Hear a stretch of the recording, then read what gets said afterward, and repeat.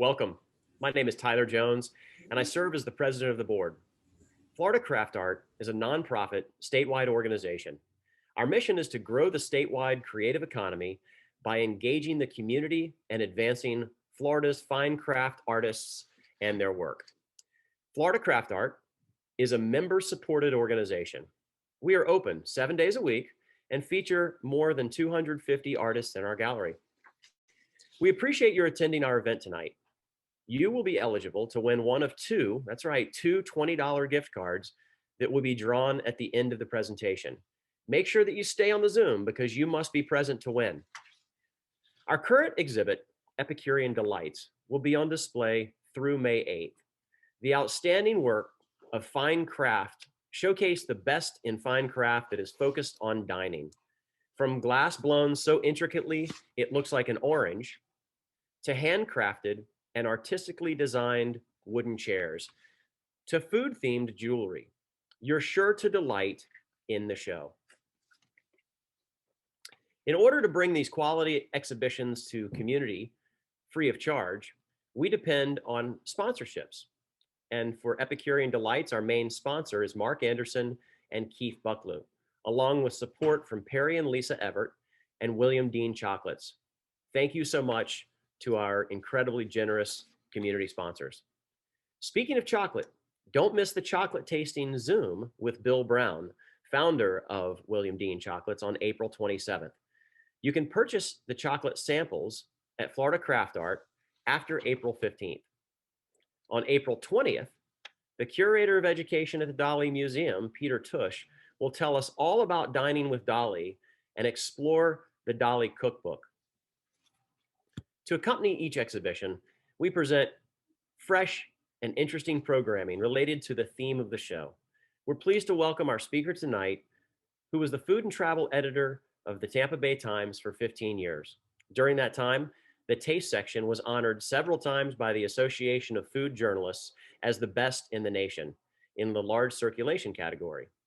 She left the Times in 2015 to teach journalism and food writing at University of South Florida, St. Petersburg, and while there, earned a doctorate in education. She's reinvented herself again.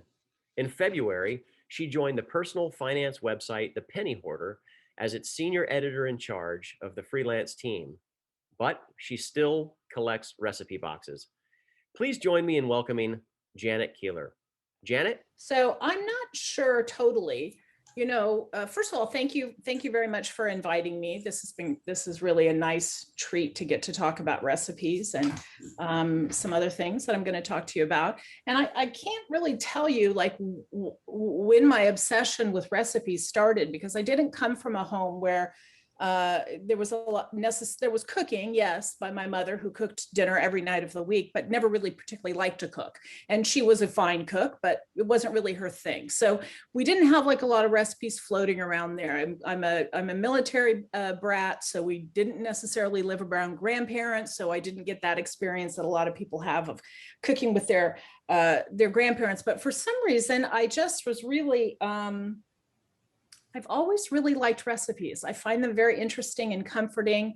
When my mother-in-law died, I have to move this here, right? Yeah. When my mother-in-law died, nobody knew what to do with the recipes. Did anyone want them? And yet, I said, well, my God, I'm going to take them, because as you know, anybody who has family recipes, they mean a lot to a family, don't they? I mean, this photo here of all these 3x5 cards with the handwriting, I'm sure to many of you has a familiar feeling to it.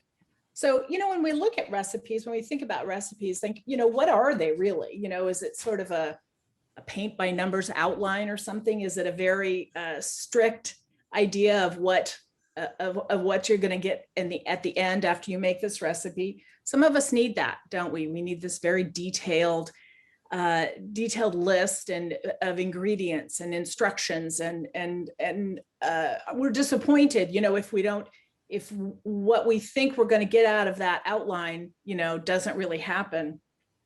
When I was at the Times, we did a story once. It was actually quite fun. We had a colleague there, and some of the people that are on the talk tonight from the Times will remember a woman named Jan who made incredible chocolate chip cookies. And we were always like, how does she make these great chocolate chip cookies? Well, she swore she just used the Toll House, the recipe on the back of the Toll House chips, chocolate chips. So I said, let's do an experiment here. So we got about 5 or 6 of us. And everybody made those cookies. And we asked a woman from the Cooperative Extension to come in and taste the cookies and see if she could tell us why they were all so different when everyone swore they used that exact recipe. And what actually happened was she could very well tell what we did different. She said, bring in the wrappers from the butter and bring in your pans. And we were like, that sounds kind of crazy. So those of us who used a butter that had less fat in it, low fat butter, the cookies were cakier. Those of us who used dark pans, the cookies were crisper because the dark pans generated more heat. So in essence, our outline there, the exact same outline, the paint by numbers outline didn't really hold up because we each brought our own ideas of how those cookies should be made. So then our recipes, kind of a permission to create a masterpiece. I don't know about that. I think that can go good or bad, right? I think the people who are really good at just winging it and throwing everything to the wind become chefs. I think that's what they have some innate ability to know if you're going to do a substitution, what's going to be better, what's going to, what will work instead of something else. But many of us know people who throw things to the wind, don't they? The rules and the recipes. We don't like really to eat with them that much or eat with them because it usually doesn't turn out very well.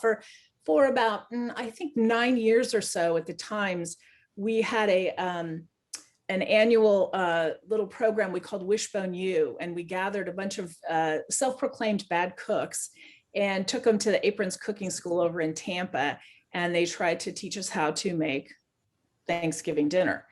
And some of those cooks were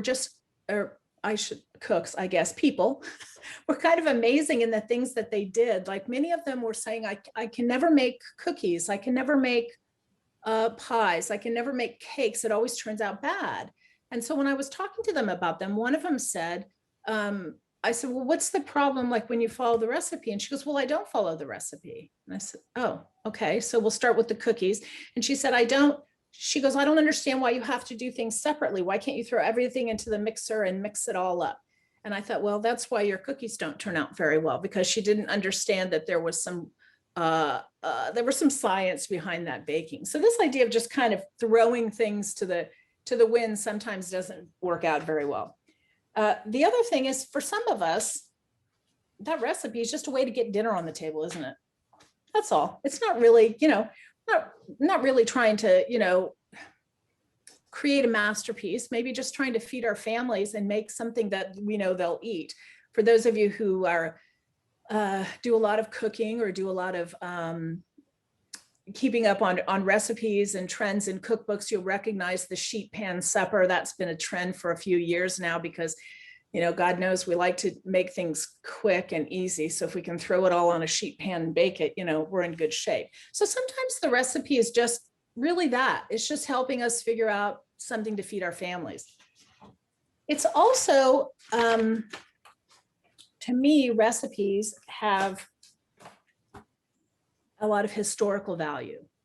They tell us about things that happened in the past and the way people cooked and the way people lived. So Tony Tipton Martin wrote a book a few years ago called the Jemima Code. And in it, it's really almost like a catalog or an encyclopedia, 2 centuries of African-American cookbooks.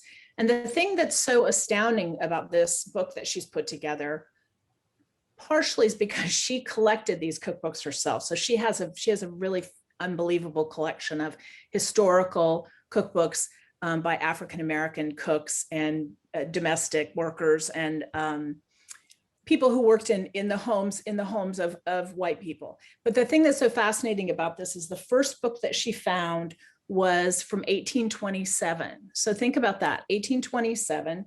how many years are you before the end of the Civil War, the abolition of slavery, and the prevailing thought, or what white people wanted everyone to think, was that African Americans, Black people, could not read or write. And so Toni in a very wonderful way shows that that's not true, even though lots of people know it's not true. But so she had these books that were written and published. So this one here is really an interesting one. And I think it was out in 1866. So just a year after the 13th Amendment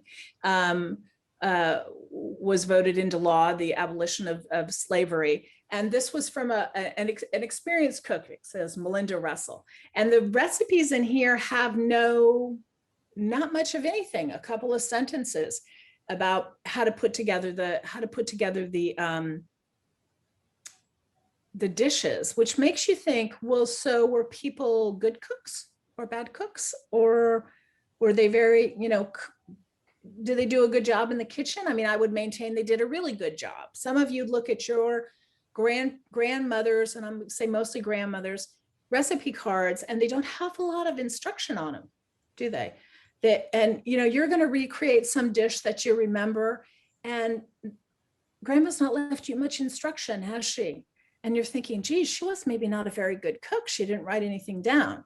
But actually the reverse is true. She was a good cook, and she cooked by sight and smell and feel. So she knew when things were done. She knew when it was time to take something out of the oven. She didn't leave those hints for you because she didn't know we were going to need those so badly in the modern age, did she? So now, you think about food as art. So this is a collection of photographs from a show that's going on right now at the National Museum of Women in the Arts in Washington, D.C.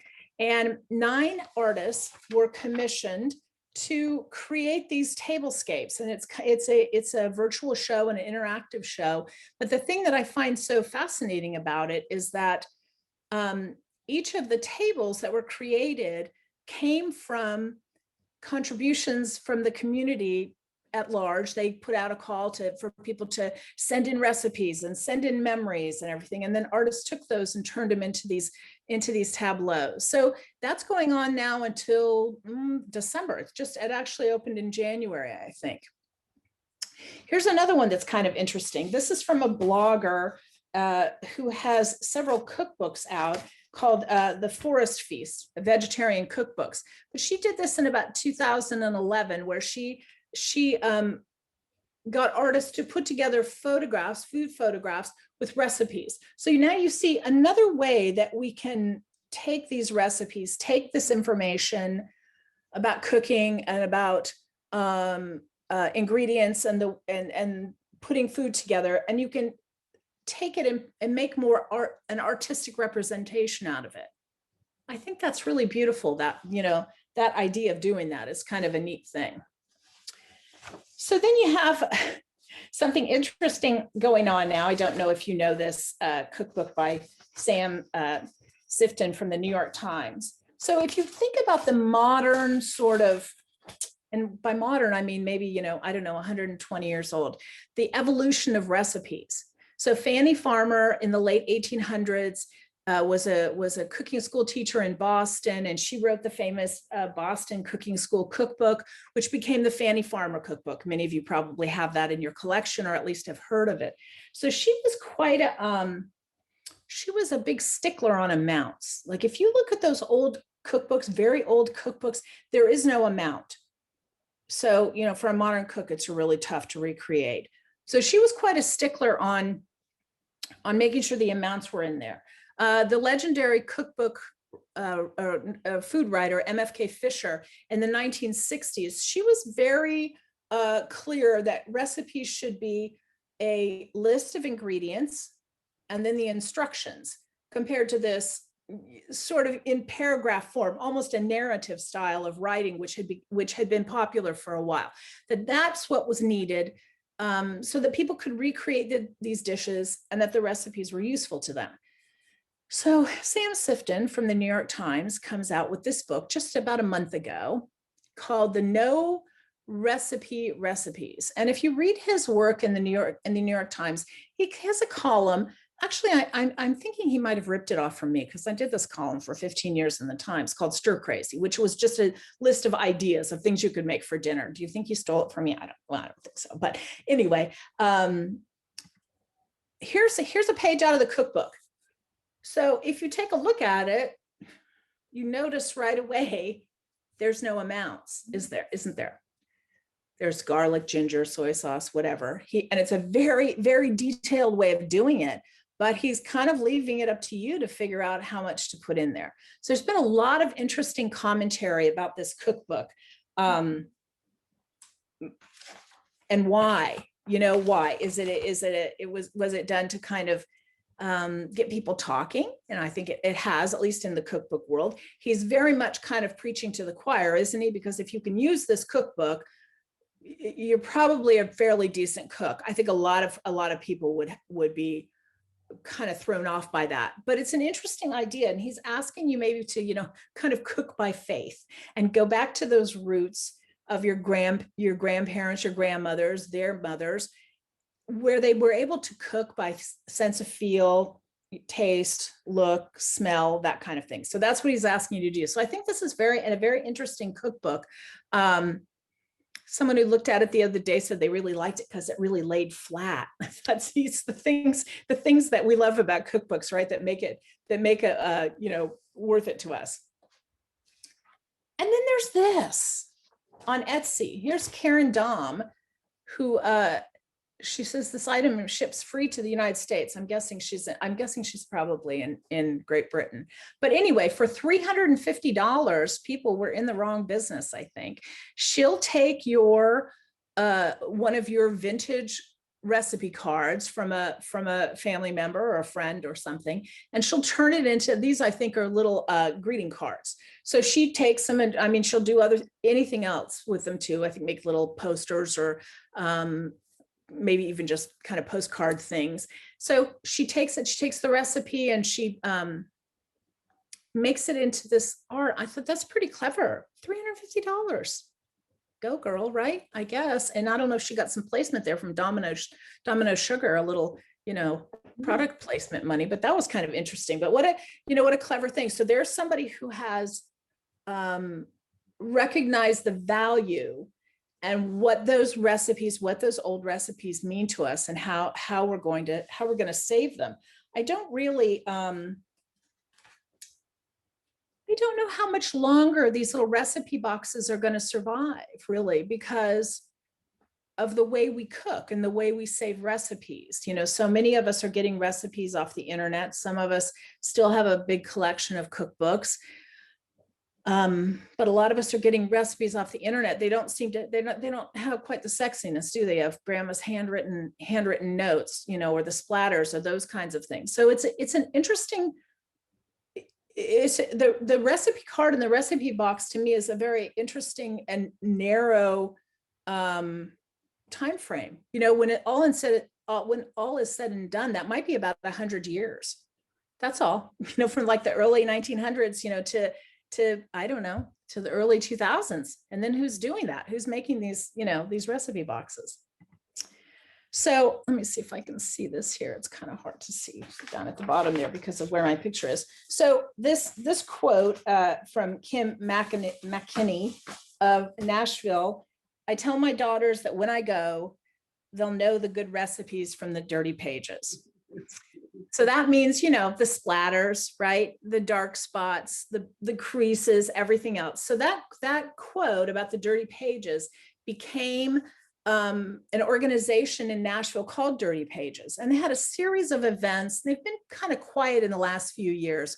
Had a series of events where they got together women to talk about their recipes and to talk about what they meant to them.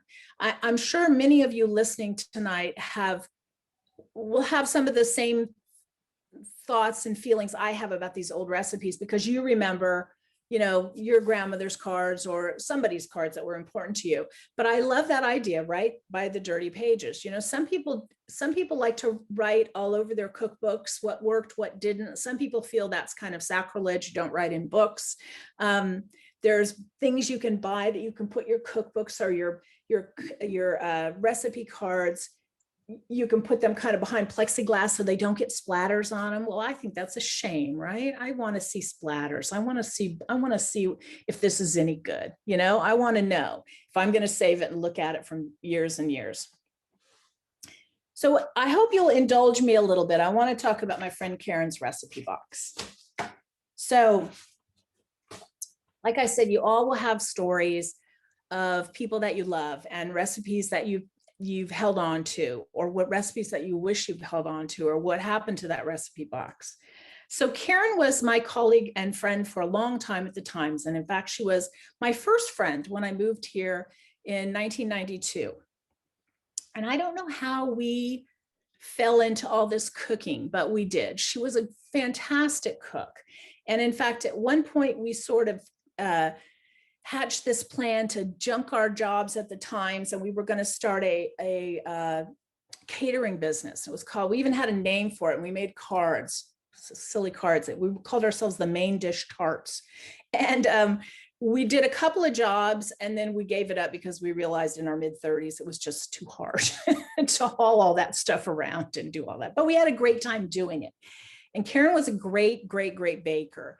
And I think about 13 years, well, maybe 15 years, 14 years, we had an annual Christmas cookie section at the Times, and readers would send in recipes, Christmas cookie recipes, and we would test them, and we would run a couple dozen of them. Well, Karen became the chief Christmas cookie baker. She tested all the recipes. She made them in her home kitchen.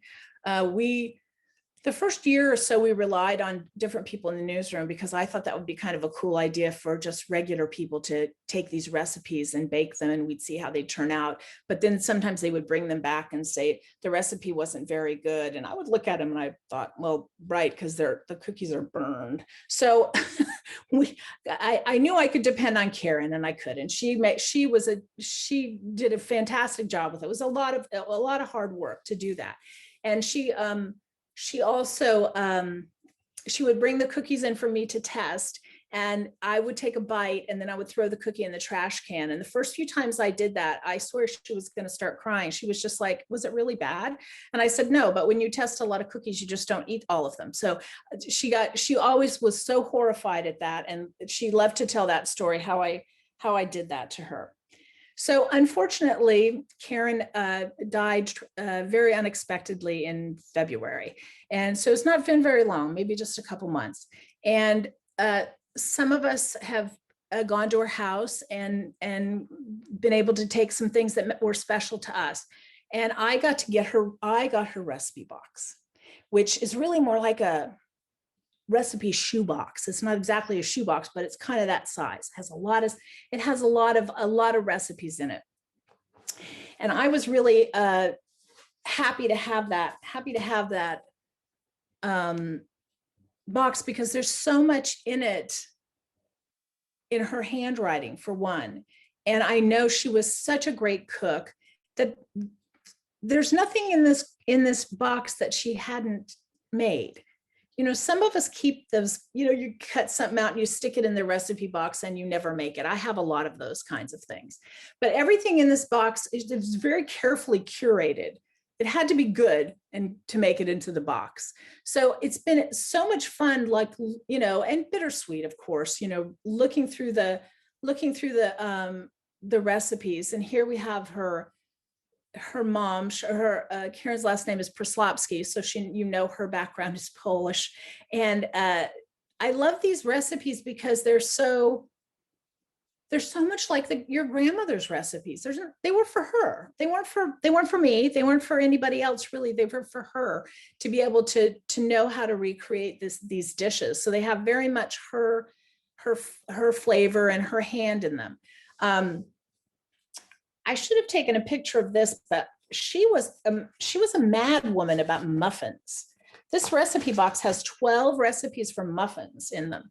And I have another thing I took from the house, and it's about a 35, almost 40-year-old little cookbook on muffins.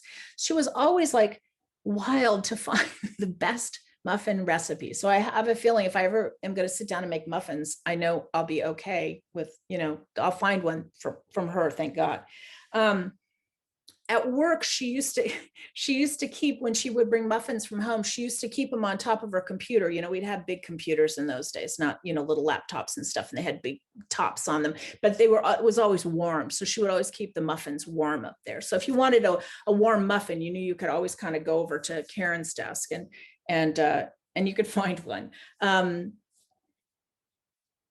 She would not like me to tell you this story, but it's very true. We used to go a long time ago. So my son's 26, so he was about a year old. So, 25 years ago, we'd go to Sweet Tomatoes, and she would be one of those people that would bring that Ziploc bag and put those little mini blueberry muffins in it. We would just collect them all so she could take them home because she was that crazy about muffins.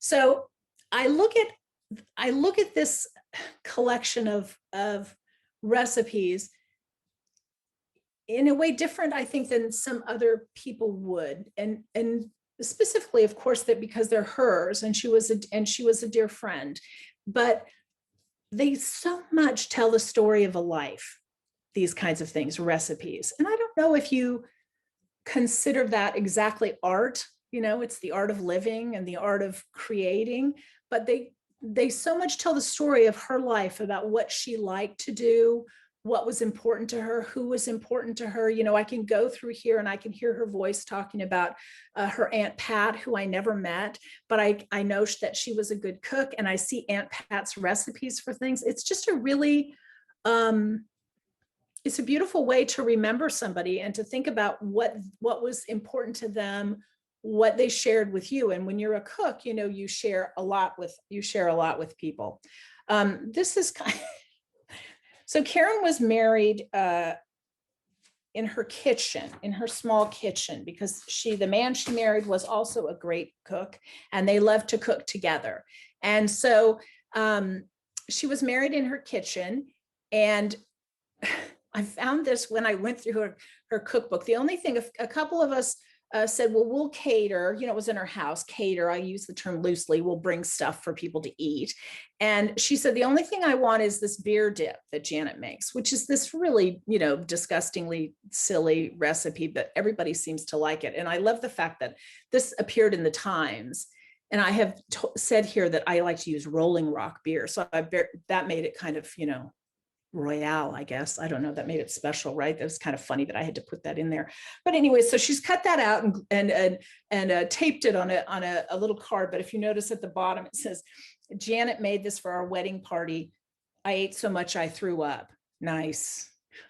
Which is so her, and I could hear her voice, and I remember she did have to lay down. I was like, don't eat too much of that. It's awful. So that was such a gem to find that in the box. I didn't know that was going to be there. The other thing that she wanted to do, I'll just share this, is that she didn't want to carry a traditional bouquet. She wanted to carry like a big thing of basil and thyme and herbs, and we did kind of talk her out of that, but I thought that was kind of fun.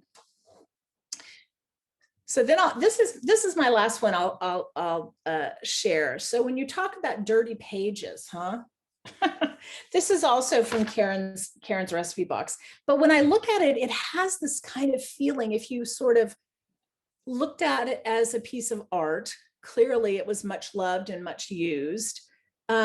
But it almost has like a hieroglyphics feel to it, right? She's, done this, these things are coming over here with the arrow and beat them together. And then you've got to know that the pointer going down there, sit those together, then add, and then she's got the arrow up to add that all together. Again, this was not for us to really recreate. This was really more for her to remember how she made it. And I don't think this came from anybody. She doesn't have on here that it did. But I think this is so, to me, has her hand in it, her heart in it. And that's the thing that I think, for old recipes, even if they're from people that you don't know, clearly, you know, when it comes from someone you know, that means a lot. But I do like to look at anybody's old recipes because there's a familiarity and then there's a story about them. So that's kind of my love affair there with recipes. Now, the future of recipes, I don't know. It's going to be interesting, isn't it? I mean, I've already said that I don't know how many more, how many people are doing these kinds of things, you know, on little 3x5 cards in a little wooden box or shoe box or whatever. You know, the printout, if you're printing things out, if you're even doing that, because you can read them on your phone in the kitchen. Remember, there was a day when you weren't going to bring that iPad or your phone into the kitchen. My God, what could happen to it? Now you're like, well, who cares? You know, you stick in your finger, you know, your fingers with dirty stuff on them and everything because you're trying to get back to the recipe that's disappeared. Somehow that all works. So I'm not sure what's going to happen to them. And if you're a social media person and you look at things like TikTok, which now have these 60-second videos that show you how to make things, you know, is that kind of the new art form of recipes? So it's an interesting, it's interesting to kind of peer into the future and wonder how we'll save this and how we'll, you know, figure out how people cooked. And that's one of the things that I really like about, you know, the recipes is how much they tell us about a certain time. So I'm going to stop there, and maybe people have some questions or want to share some stories, because I know a lot of people do have their own stories about recipe boxes. So thank you very much.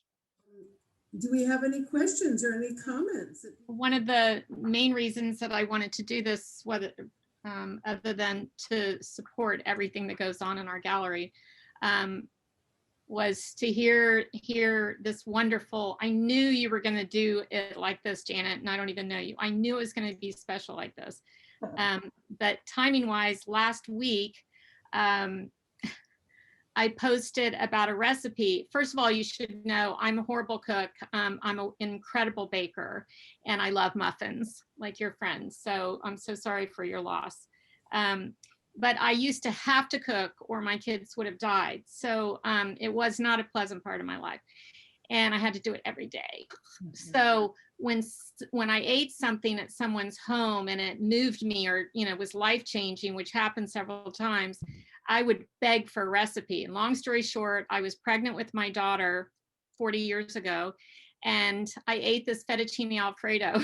And I started crying, and I'm like, I don't care what it takes. You have to share this with me. And she's like, she took me aside, and her daughter was getting married that weekend, one of my best friends. And she said, I can't share it with you because my 3 children have begged me for it and I haven't given it to them. And I'm like, I know, but I'm pregnant and I need this.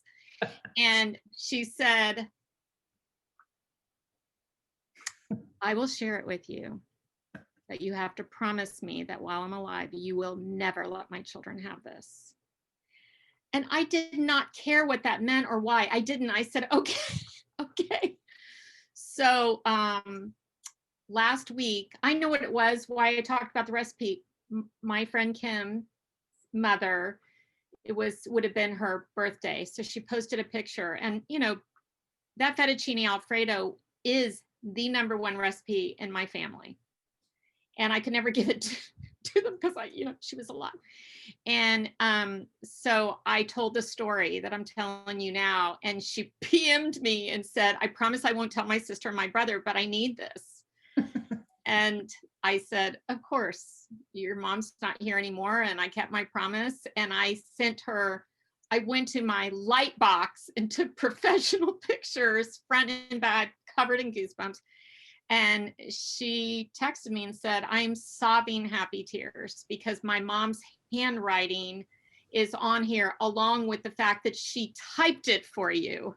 The Kitchen at Pat Hardy, and it has a little watercolor, and you had a recipe in one of your pictures, and I was just so lumpy here. So I just wanted to share that I totally get it. I get why you love this, and this was just in the last week that this happened.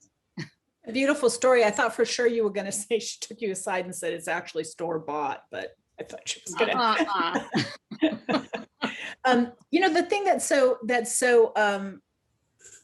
neat about that and so interesting about that is often when we get those recipes that have meant so much to us and we try to make them at home or in our own kitchens, they never usually have quite the same taste, shine, feeling, and everything, because it was sometimes that person that made it so special, or their excitement for it. I mean, I will say, you know, I like a blueberry muffin, that's fine. But when I think of how much Karen loved those kinds of things, it makes you love them even more because it was so special. And then there's a bit of a quest to it, isn't there? You know, when you're trying to find the best recipe for this or try to really recreate that. But sometimes it's hard because the person isn't there. And that's, you know, that's the memory of it, the lasting effect of some of these recipes, you know. And sometimes when you look at them, you're like, oh my gosh, not so much the muffins, but a lot of them, that's too hard. I didn't want to do all that.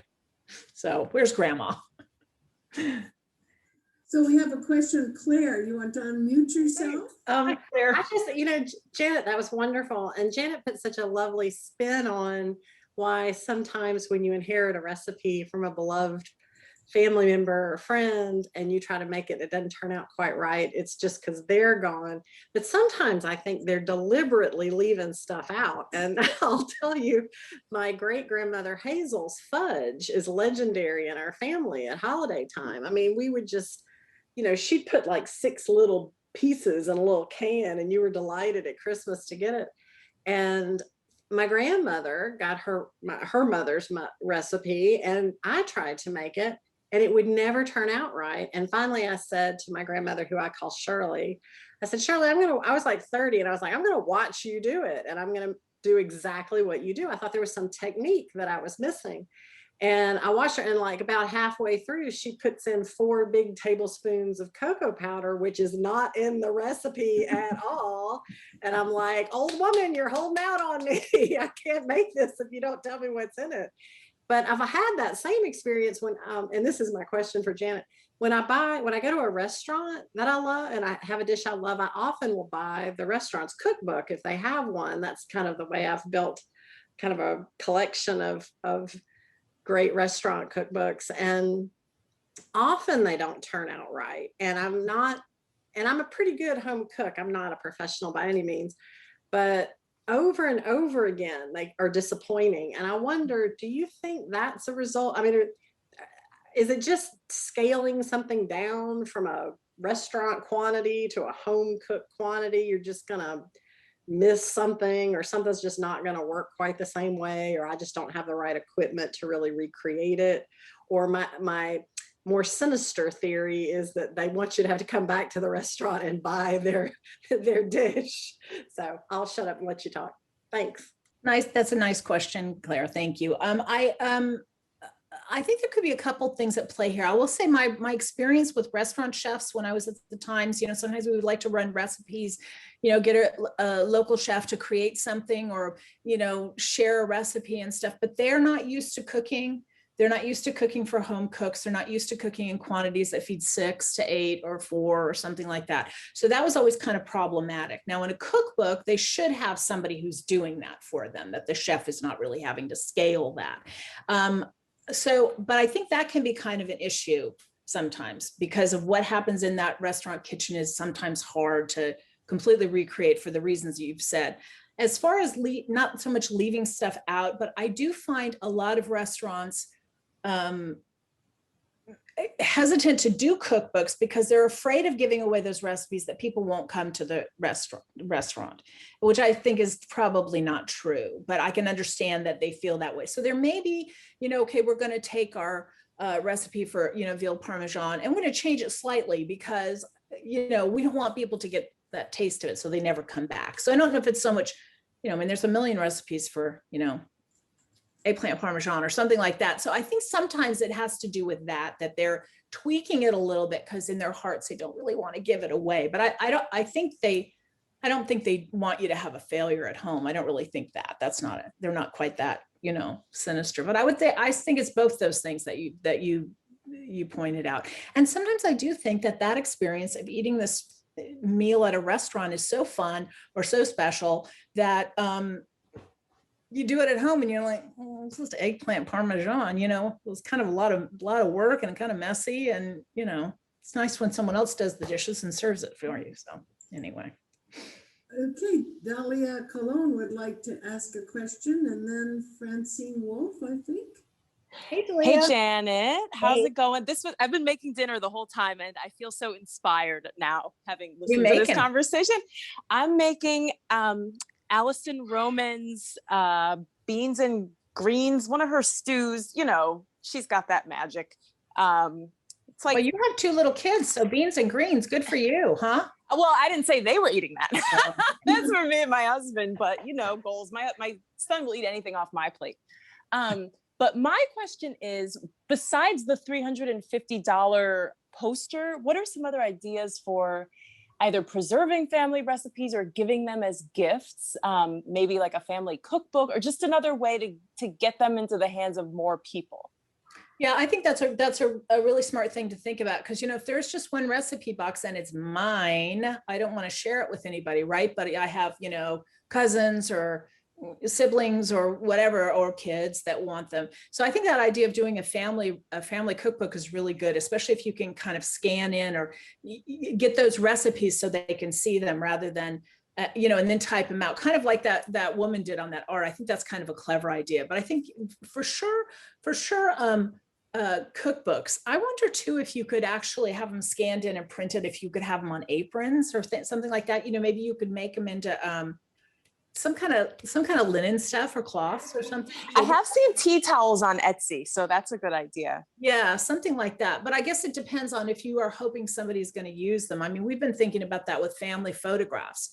Like, you know, my poor son is going to have, like, you know, oodles and oodles of photos that he's going to have to go through, and, you know, which he probably won't. I mean, should we take some out and say, this is who this is, you know, that old thing about writing on the back of photos and stuff. But I think that the idea of a family cookbook is a really nice one. And there's so many there's a ton of platforms and programs out there where you know, scan them in, drag and drop, and that whole thing. You don't have to start from scratch. That's a great question. If I could jump in real quick, Dahlia, thank you for the question. And Janet, really good suggestion. Another suggestion to incorporate our artistic community is to possibly commission an artist, not to shamelessly plug Kimberly Cummings, but the soup tureen that you love behind you, I have seen her write on a number of things. And so she could actually create pieces of artwork, pottery that would be serving dishes that would have the recipe on it, or plaques or something that could be given as gifts. So Yeah, that's a really nice idea. Francine, you're up next, and then we've got Lynn. Okay. Well, Janet, thank you for, can you hear me? Yes. Thank you for your talk. Once again, I could listen to you for hours, talk about everything you know, because you're so wonderful. Dear Francine, really? Well, not like hours at a time.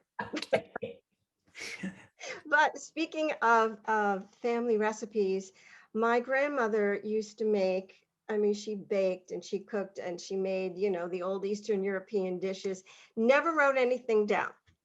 So when my mother passed, my daughter took her recipe box. None of my grandmother's recipes were in there either. So I don't know if you knew this, but I based my one-woman show that I toured with a couple of years ago, Half Baked Boomer, on a recipe on baking my grandmother's big chocolate sheet cake that she never put frosting on for a family reunion. And I had a recipe box on stage, and I found really pretty recipe cards because I knew that the audience was going to see them. And I know I got them from one of the estate sales with the old recipes that I gave you. But speaking of, will recipe cards and boxes still continue? I've only seen Hallmark make them, because they used to be able to find them everywhere. No, you can't find them anywhere. You really can't. I have a feeling that, you know, and I didn't look for that. That's a good question, but I'm sure that you can find some digitally. I'm sure there's probably some ways you could find them digitally and print them out, and, you know, rather than the actual, you know, 3x5 cards that you buy. You know, my friend Karen, she has in her recipe box, she loved to use little stamps. So she has a really cute little stamp of like a like kind of a vintagey kitchen and a lady cooking at this old stove. And she used to just get the blank 3x5s and stamp it and make her own. So she had her own. But I think it's maybe a little bit of a lost art, but it would be kind of a fun art class actually to create those. I think that would be kind of neat, but I think you can probably do them digitally.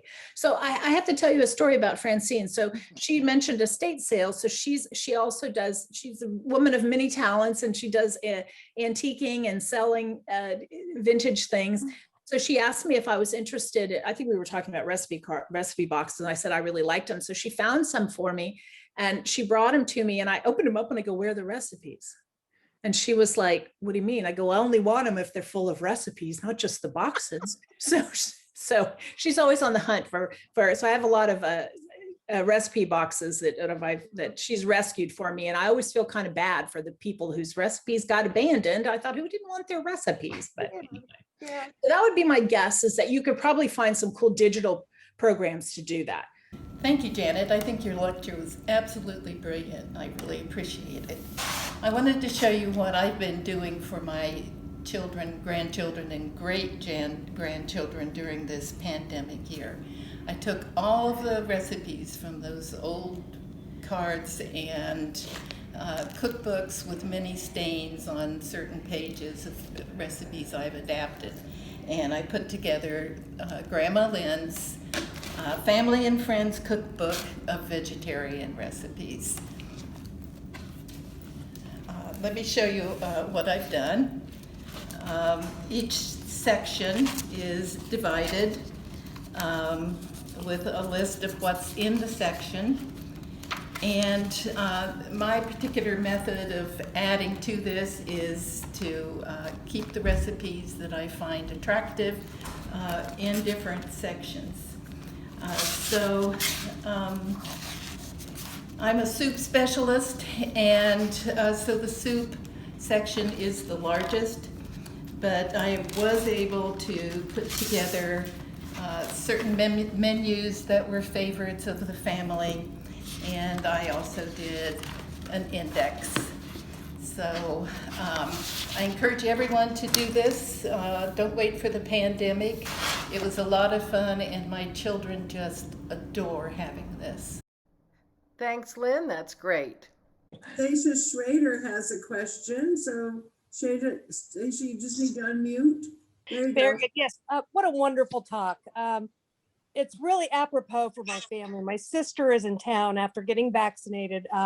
She retired last year, and she and her husband were stranded in the house, and they came down from Columbus, and this is their first trip. And before she retired, I'm from a big ethnic family, Syrian Lebanese, no recipes with tablespoons and everything. It's just people would fight about who made the best salad and throw in the pepper juice, and it was always homemade pepper juice. So it was always different, but the men would get in and fight and, elbow each other out. And we had good Middle Eastern flavors that we would throw together. And she had a wonderful granola that my grandmother made, and she would never let anybody in. It was just sort of what she had in her kitchen. And so my sister, knowing that retirement was coming in, she started a little business, and she calls it Tilly's Kitchen. That's the name of her granola. She's packaged it now and done a wonderful little art label, went through the Department of Health to make sure that she could sell it, works out of a co-op kitchen, and that's her retirement plan. She goes to the weekend markets and sells it, but it's really about that family, wonderful connection. The artwork is about the history of what recipes bring to our families. And it's just a way that my whole family loves it. At Christmas time, we get them. She's found her, she's shipping it to me for people that love her granola. And, it's just a wonderful way to keep it going. But what a wonderful event tonight. I truly appreciated it. It is another artistic way to express yourself, especially with, the art of food as well as the art of the recipe cards. I hope we don't lose them. And I absolutely love, and will always tell my sister, we have to keep the dirtiest recipe cards, because that is the best. Those are the best ones. Those are the ones that are well loved, right? The ones that have no marks on them. You're like, well, this must not have been very good. No one ever used this one. That's interesting that she's doing that in retirement, because my God, that's a lot of work. you know, going to one of those, you know, the community, the co-op kitchens, and then Yes. hauling that stuff to the market. So that's, you know, that's a lot Exactly. of work. That's a neat thing. Labor of There's a lot love. of love for those family recipes to Yeah. share it. That's what That's it great. stems from. You're right. I mean, a lot of people have things that they make that people really like, and they're saying, "Oh, you know, you ought to bottle this. You ought to, you know, make this salsa." And then they try it, and then they realize that's a lot of work, you know, to really actually, you know, it's one thing to can a few jars and give them away for Christmas. It's another thing to, you know, try to get on the shelves of Publix. Right? Exactly. So Right. my mother was a wonderful cook. And when my children were born, she made recipes that she typed out and made some recipe books and just a binder for them. But and she had a tremendous collection of cookbooks. She passed at 96, and I'm really not much of a cook. It hasn't been my big interest, but so I gave them to Jan Norris. And so Jan, would you like to say something? Would you like to say hello? Or Jan, as I said, was the former food editor at the Palm Beach Post, and we were colleagues. We worked together. Right, right. And I appreciate the books. One of the funny stories I have, I love the cookbooks, and I collect the cookbooks, but they got out of hand. So I'm with you. I do recipe boxes, and in all my vintage stuff, tons of recipe boxes. But like Francine, I've got a lot of empty ones as well, because I think they're cute. You know, I just love the artwork on them. One of our colleagues, Karen Harem from San Antonio, the food editor there, collected those boxes. And she knew I collected buttons. That's my big thing. So we trade. I buy her boxes and she buys me buttons. But anyway, my funny story about recipes. First of all, you were talking about making sure that you pass these recipes on.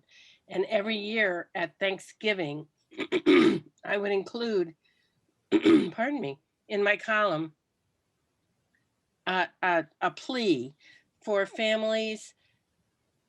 At Thanksgiving, there are more recipes brought out than any other time of year. Any other time of year, I promise you.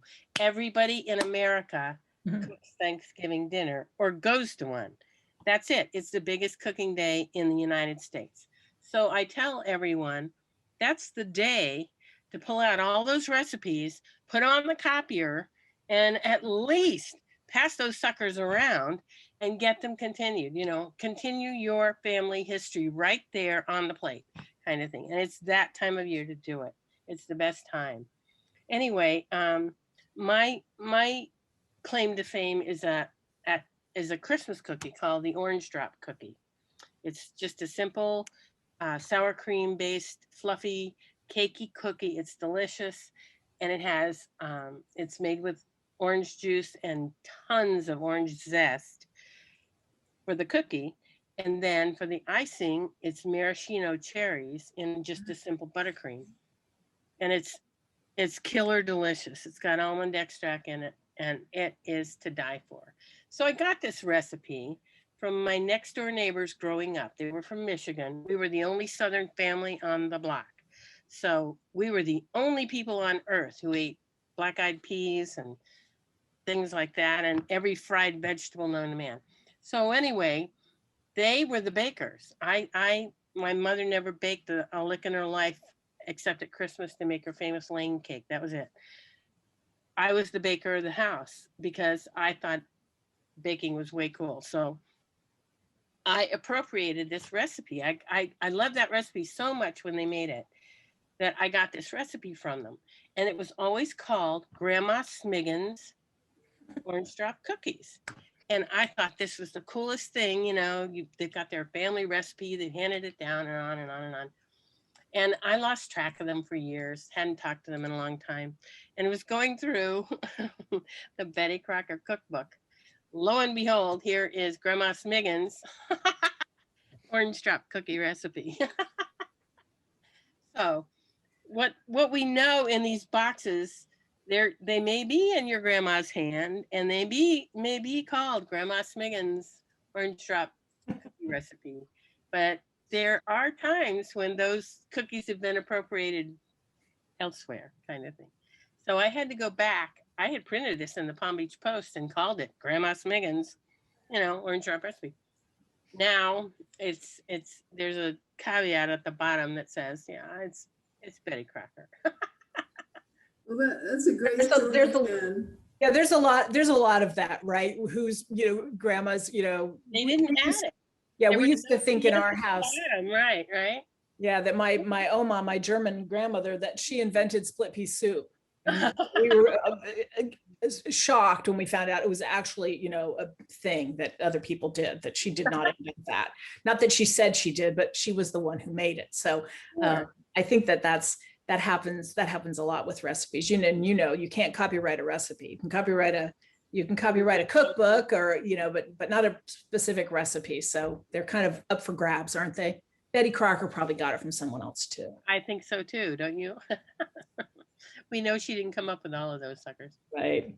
Well, thank you all so much. And Janet, that was a wonderful, very interesting, fascinating talk. And you went to a lot of effort to do it, and we so appreciate it. And we hope that all of you will come in to see our wonderful exhibit. I chose this photograph to show you because it has all sorts of different fine craft, from fiber, wood, a marionette made out of recycled materials, and mosaic. So but that's just part of the exhibit. It's really quite fascinating. And I want to thank our sponsors again. We appreciate it. It really helps out because the exhibits are expensive to launch and to prepare. And we also appreciate that the City of St. Petersburg and Culture Builds Florida, the Florida Division of Cultural Affairs, give us a grant every year. So if you know anyone who would be interested in sponsoring any of our exhibitions, we have some very interesting ones. And you can see if any of you are artists on the calls to artists on our website. So now we're going to have the drawing for 2 $20 gift cards. And I'm going to turn that over to Liz Rogers, who is our gallery manager, Liz Cooper's. It's okay. This month is actually our 6-month anniversary. It's crazy time. Time flies. Hi, everyone. Thanks for joining. Real quick before I say the winners, I wanted to say that recipes live on in recipe books. I'm in my 30s and I still have all my grandma's recipes, and I send these blank ones out to my friends and family and make them fill them out for me. So it doesn't just live on Pinterest, because you have to be careful. Sometimes they delete the website and the recipe you love is gone forever. Right. So write them down, and you can find recipe cards at lots of artist websites. Trust me, I've bought them. So let's keep the recipe tradition going on. And anyone wants to send me recipes, I'm always taking them. So just send them to Florida CraftArt. I'll cook them. Well, you can just bring them in to Florida CraftArt and shop around. Exactly. Okay, so our first winner is Claire Brantley. Oh. Claire, yay, she's still on the call. Yes, she is. I'm right here, yay! Claire, you can just give a call to the gallery tomorrow so we can get your information for your gift card. Oh, that's awesome. Thanks. And then, or you could just come in and we'll give it to you. Either way, let us know. I vote for her coming in. Come in, bring a recipe. You have I'll to take come in it. to get the gift card anyway. So Exactly. And our second winner is, I'm hoping I'm saying this correct, Dahlia Cologne. Oh, I'm so excited. Thank you. Yay! She's still on here. I love Allison Roman too. I'm so excited that you're cooking her right now. Anything that she touches just turns to gold. Even when you look at the ingredients and you're like, that doesn't make any sense. Somehow it's good.